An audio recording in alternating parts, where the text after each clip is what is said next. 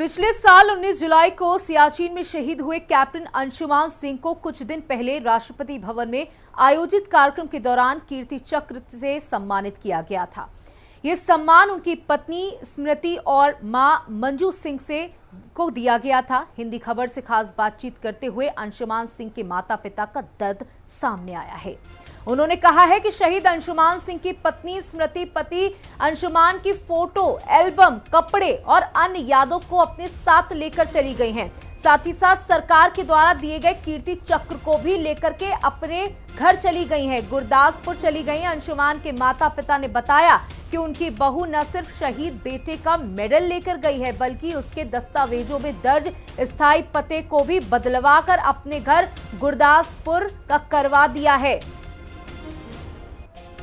आपको बता दें कि ये मामला इस समय बेहद सुर्खियों में है, जहां कुछ ही दिन पहले अभी ये तस्वीरें आई थी जहां पर दोनों ही कैप्टन अंशुमान की पत्नी और उनकी मां वहां पर मौजूद थी और जो ये सम्मान दिया गया था राष्ट्रपति मुर्मू द्वारा, उसको ग्रहण किया था। और उसके बाद ये खबर सामने आई जहां माता पिता बेहद दुखी बताए जा रहे हैं। शहीद कैप्टन अंशुमान सिंह के माता पिता हमारे साथ मौजूद हैं। उनको अभी जल्द में ही कीर्ति चक्र दिया गया है और पूरे देश ने उनके शहादत को बड़े स्तर पर आगे बढ़ाया। लोगों ने उनका सम्मान किया। अब वो कीर्ति चक्र उनके माता पिता के पास नहीं है और ये दुख माता पिता का है कि कीर्ति चक्र आपके पास नहीं आया। पिताजी उनके हैं, कीर्ति चक्र मिला, पूरे देश ने सराहा। आप भी एक एक्स आर्मी हैं, आप भी जानते हैं, एक्स आर्मी पर्सन है, आप जानते हैं कि कीर्ति चक्र का क्या महत्व है, लेकिन वो आपके हाथ में नहीं आया। क्या दुख है, क्या बात है जो आप चैनल के माध्यम से बताना चाहते हैं? मलाल इस बात का जरूर है, अफसोस है, पर गम नहीं।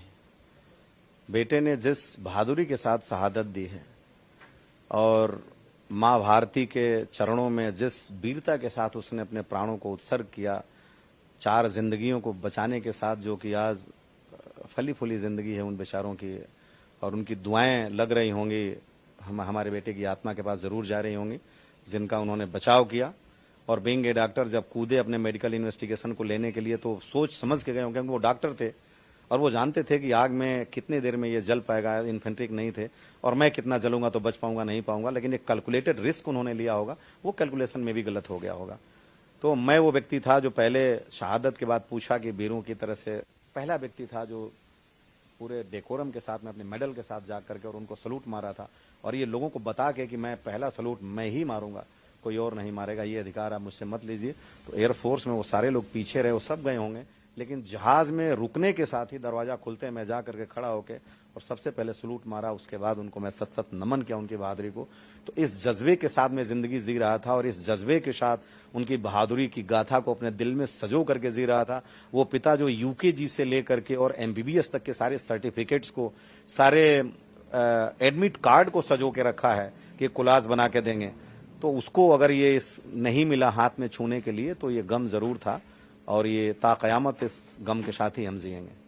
बट फक्र है मुझे। लव मैरिज थी अंशुमान जी की, 5 महीने हुए थे शादी के। आप लोगों से अंशुमान जी ने पूछा होगा, आप लोगों ने ही हाँ की होगी शादी की।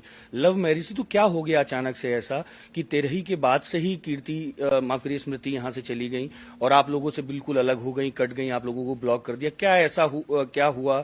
कोई ऐसी घटना हुई जिसकी वजह से, कोई बात हुई ऐसी, कोई मनमुटाव हुआ ऐसा जिसकी वजह से ऐसी चीजें निकलकर सामने आ रही?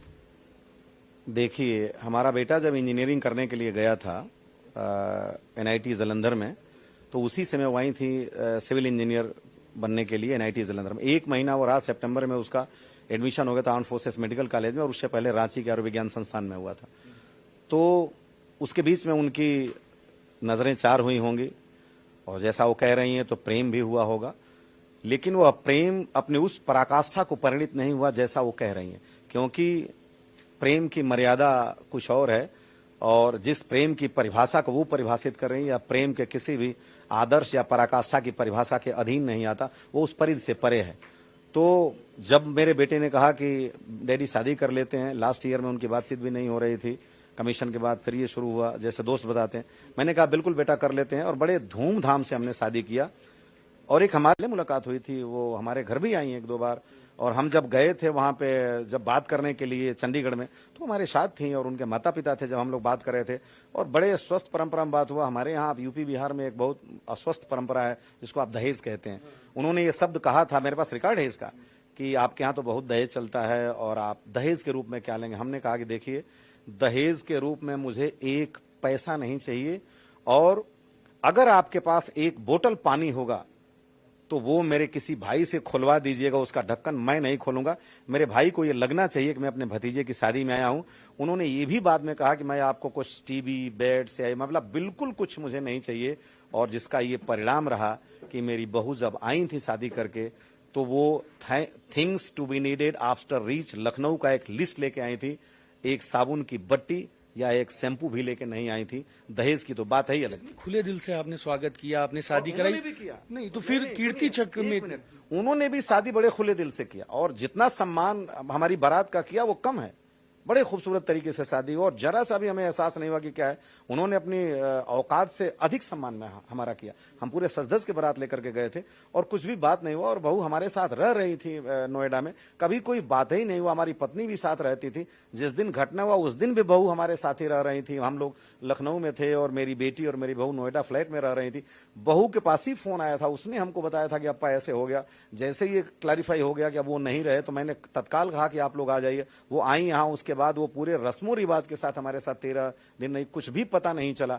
13 के दिन जब वो अगले दिन कहीं जाने के लिए, और वो अगले दिन गई यहां से, और 4 तारीख से घटनाएं बदलनी शुरू हुई। उनकी माताजी साथ थी कि वो सामान पैक करके ले गई, और हमारे बेटे का सामान अलग से पैक नोएडा से 4 घंटे रुकी। यहाँ बताया भी नहीं। मेरी बेटी आई थी, वो उनको इंतजार कर रही थी कि आपका, उन्होंने बोला पहले 7 बजे फ्लाइट है, फिर 8 बजे, फिर 8:30 बजे। बेटी मेरी उनके साथ यात्रा करके आई थी, इंतजार कर रही थी, चाय बना के उनको दिया। तो उसके बाद से उनके दिमाग में क्या आया कुछ समझ में नहीं आया। फिर उन्होंने एटीएम को ब्लॉक कर देना, उसके बाद नंबर को ब्लॉक कर देना, पूजन में नहीं आना। अंशुमन के नाम से जो सिम था, बेसिक सिम था, वो एयरटेल पे चल रहा था। सब लोग उसमें पोस्ट पेड थे, फैमिली पैक में, उसको प्रीपेड कर देना। उस सिम अंशुमन के गूगल क्या लगता है आपको क्या लगता है सर, ये सारी चीजें क्यों की जा रही हैं?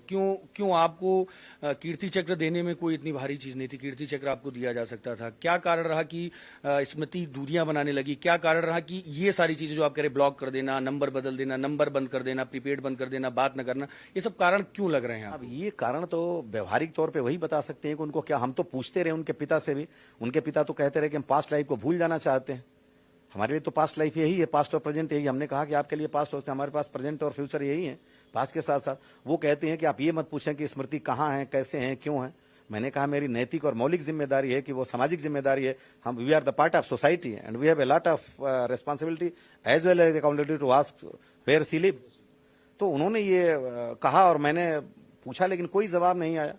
और जब ये राष्ट्रपति भवन में इस तरह की अव्यवहारिक और अमर्यादित और असामाजिक व्यवहारिकता का प्रतिपादन, और बिना मान लीजिए कम से कम जब बात हुआ था कि हम बात कर लेंगे, और हमने कहा कि बेटे की ये किसी धरोहर के रूप में सजाने की चीज नहीं है, हम बेटे की छाती पर लगाएंगे, आपको वापस कर देंगे, तब भी बिना कुछ जवाब दिए चलेंगे। उसके बाद भी कोई जवाब नहीं। मैं तो ये दिल्ली में भी कह सकता था, लेकिन मैं, आप देखिए, इतने दिन बाद राष्ट्रपति भवन में एग्जैक्टली राष्ट्रपति भवन में जैसे 4 दिन में उनका जो रिहर्सल था उसमें उनको ये हाथ से पकड़ी तो उनका बुरा लगना, उसके बाद कीर्ति चक्र का मिलने के बाद स्मृति को बुरा लगना, या जो भी बुरा लगना, मैं उसको कैसे कहूं उनकी बात को।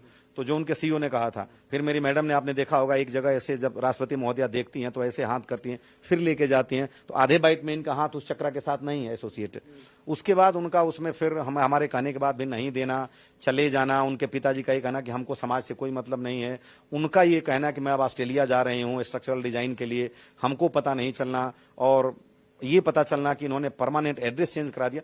तब ये चीजें आकर के, और जब आई हैं तो ये जो व्यथा है ये समाज में गई। वरना मैं तो वो पिता था जो इस गले के अंदर पिनाकी जैसे विष पी करके था, जिसको ये भी नहीं बताया था कि अपने पिता को कि हमारी बहू जा चुकी। हमारे भाइयों को नहीं पता था कि हमारी बहू जा चुकी है, क्योंकि वो लोग देवरिया में और आते थे तो हम बोलते थे भाई 10 दिन पहले गई हैं, 5 दिन पहले गई हैं। मैं समाज में ये भी बचा, उनके पिता को बताया कि आज तक मैं अपने पिता को ये नहीं बता पाया कि हमारी बहू घर छोड़ के चली। मैं यही रखी भी हूँ पहले भी, और बात निकली थी तो मैं रखी थी कि जैसे सिचुएशन हो उस हिसाब से वो रूल बने, ताकि जो बच्चियां चली जाती हैं, जो बच्ची हैं हमारे साथ, तो माँ बाप को क्या प्रॉब्लम हो, तो बच्ची हमारी है, पर माँ बाप के पास से जो बच्ची चली जाती हैं तो उस माँ बाप के लिए कुछ अलग होना चाहिए, तो उसमें परिवर्तन हो। मैं जहाँ भी बात की हूँ मैं यही बात की हूँ। फर्क इतना ही है कि जो हमारे साथ है हुआ है वो आगे ना हो। राष्ट्रपति भवन में स्मृति आपके साथ थी, वहां पर तस्वीरें भी सामने आई। कोई बात हुई आप लोगों की वहां पर कुछ लेकर की चक्र को लेकर या घर आने को लेकर कोई बात हुई? नहीं, बिल्कुल नहीं, बात ही नहीं होगी तो इस पे चर्चा ही नहीं होगी, क्योंकि जब बात होती है तो चर्चा होती है। बात ही नहीं होगी हमको। स्मृति ने भी अप्रोच नहीं किया बात करने को कुछ? नहीं, मुझे वो देखी भी नहीं ताकि मैं भी उससे बात करूं। मैं कोशिश कर रही थी, मैं बार बार उसके तरफ देख रही थी कि वो देखे मुझे तो मैं बात करूं, पर जब मेरी बेटी के साथ वो झटक दी मुझे बात नहीं करनी। साहब बेहतर बताएंगे, मैं तो थी नहीं वहाँ। और वो अपने पापा के सामने ही बोली है मेरी बेटी से। मेरी बेटी को उन लोगों ने, जो सीईओ जितने अधिकारी आए थे, उन्होंने बोला कि आप ही हाथ बढ़ाओ आगे, आप छोटी हो, भाभी है वो, तो आप कोशिश करो। तो बेटी बोली कि कैसे कोशिश करें, नंबरें ब्लॉक कर देना और दूरी बना लेना। तो जब कोई बात करता है तो कोशिश होती है, नंबर भी चलता तो कोशिश हम कर। तो बोले कि अभी प्रेजेंट में है तो कोशिश कर लो। तो उसने बोला ठीक है। तो शायद कहीं आमने सामने पड़े। वो आ रही थी तो मेरी बेटी ने उनसे कहा कि भाभी कैसी हैं, ठीक है? बोला हाँ ठीक हूँ। तो बोली कि बात करते हैं, अभी तो हमको कम्युनिकेशन एस्टेब्लिश करना चाहिए। तो उनका ये जवाब था आई डोंट वांट टू। 2 बार का आई डोंट वांट टू। मेरी बेटी ने उनके पिता से ये कहा था कि अंकल कम से कम भाभी को या अपनी बेटी को कुछ सामाजिक और कुछ पारिवारिक मर्यादा तो सिखाइए। ये सेंटेंस हमारी बेटी ने कहा था। बहुत बहुत धन्यवाद हिंदी खबर से बात करने के लिए। ये थे अंशुमान जी के माता पिता, जिन्होंने साफ तौर पर कहा कि जो कीर्ति चक्र है वो भले उनकी पत्नी के लिए एक यादगार हो, चीजें हो, सिर्फ एक उनके लिए चक्र हो, लेकिन माता पिता के लिए वो पूरी तरीके से एक जिंदगी है और उसी के सहारे आगे वो अंशुमान को याद करते हुए जिंदगी को आगे बढ़ाएंगे। तो साफ तौर पर है कि वो चीजें कहीं ना कहीं वापस मिल जाए तो ज्यादा अच्छा रहेगा। कैमरामैन गौरव के साथ मैं विक्रम सिंह राठौर, हिंदी खबर, लखनऊ।